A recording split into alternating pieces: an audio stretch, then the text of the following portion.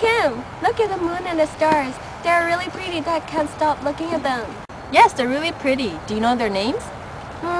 The brightest star is Venus, but the second brightest star is... I don't know. It's Jupiter, the king of planets. Jupiter is 11 times the diameter of Earth. It contains 77% of the total mass of the planets in the solar system. Are there any moons around Jupiter? Sure there are. Scientists have confirmed 63 Jupiter moons so far. Among them, 8 of Jupiter's moons are regular satellites that orbit very close to Jupiter. The other 55 moons are irregular satellites that orbit farther from Jupiter. 63? That's a lot. But who discovered the first Jupiter moon?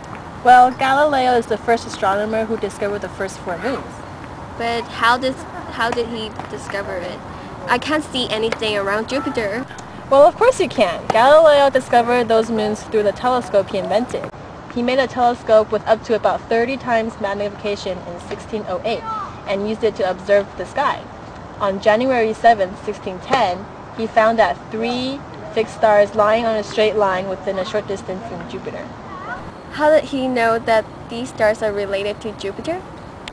Galileo noted that one of them had disappeared in the following night, and therefore he attributed to its being hidden behind Jupiter and concluded that they were orbiting Jupiter. Does each of them have a name? Yes, they do.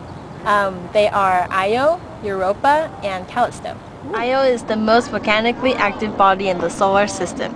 It has a colorful appearance because of the various materials are produced by its extensive volcanism.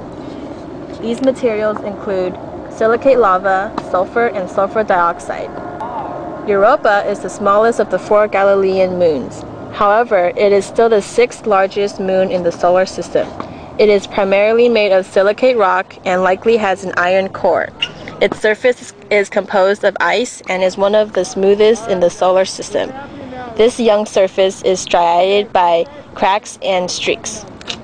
Callisto is the outermost of the 4 Galilean moons of Jupiter. It orbits at a distance of approximately 1,880,000 kilometers. Callisto is heavily cratered and is basically under the influence of impacts. The surface consists of small, bright frost deposits at the tops of elevations, surrounded by a low-lying, smooth blanket of rocky materials. How about the fourth moon? When did he discover it? Galileo discovered the 4th moon, Ganymede, on January 13th. Ganymede is the biggest moon around Jupiter. Its surface is a mix of 2 types of terrain, dark regions and lighter regions. Dark regions are very old and are highly cratered. However, lighter regions are marked with an extensive grooves and ridges. He named the 4 satellites Medicean stars in honor of his future patron. However, later astronomers renamed them as Galilean satellites in honor of Galileo himself. Whoa, so he spent a whole week watching the Jupiter? Yes, he published a short treatise, Starry Messenger, in 1910, which contained the results of his early observations of the moon, the stars, and the moons of Jupiter. Also, he published a dialogue concerning the 2 chief world systems in 1632. He used his telescopic observations of the moon of the Jupiter to support the sun-centered theory and argue against the Copernican theory, which states that the Earth is the center of the universe. At that time, that must be a huge controversy. You're right. That was why no one believed in him, and he was called to Rome to face the Inquisition in 1633 and was found guilty for the heresy of his dialogue.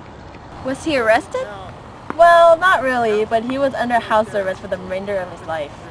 That's sad. He had made a lot of contribution to our world. I know, I admire him too. He was like the most influential scientist who played a major role in scientific revolution.